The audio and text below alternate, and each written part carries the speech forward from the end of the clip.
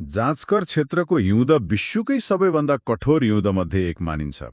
त्यहाँ प्रकृतिको परीक्षा शारीरिक र मानसिक दुवै रूपमा चरम हुन्छ नि। तथ्यगत विवरणहरू हेर्दा जब हिउँद सुरु हुन्छ त्यहाँको तापक्रम -30 डिग्री सेल्सियससम्म झर्छ। यो पुरै इलाका महिनौसम्म बाक्लो हिउँले ढकिन्छ।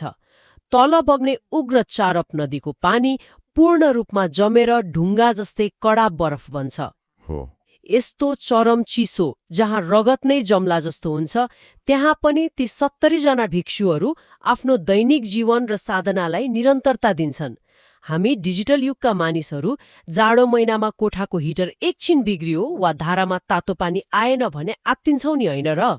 एकदमै आत्तिन्छौँ। हाम्रो त पुरै दिनचर्या बिग्रिन्छ र हामी केही काम गर्न सक्दैनौँ। तर त्यहाँ -30 डिग्रीको कठ्याङ्ग्रिन्दो चिसोमा सामान्य रूपमा बाँच्नु नै यति ठूलो चुनौती भएको बेला उनीहरूले यो कसरी सम्भव बनाउँछन्? उनीहरूले के खान्छन्? जमेको नदीबाट पानी कसरी निकाल्छन्?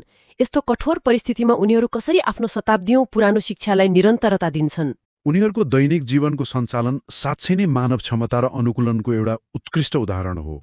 पानीको लागि उनीहरूले हरेक दिन जमेको नदीको बर्फ फुटाएर पानी निकाल्नुपर्छ वा हिउँ पगाल्नुपर्छ। ओहो, दैनिक रूपमै बर्फ फुटाउने। खानपानको कुरा गर्दा उनीहरूको आहार त्यहाँको कठोर मौसमलाई ध्यानमा राखेर तय गरिएको हुन्छ। उनीहरू मुख्यतया चाम्पा अर्थात् भुटेको जौको पिठो र याकको नौनी हालेको चिया खान्छन्। लुगाको हकमा उनीहरूले भेडा वा याकको ऊनबाट बनेका बाक्ला र पत्रै-पत्र भएका पोसाकहरू लगाउँछन्, जसले शरीरको तापलाई बाहिर जान दिँदैन। भनेपछि भौतिक तयारी त दहरै हुन्छ। तर यो त भयो भौतिक तयारी मात्र।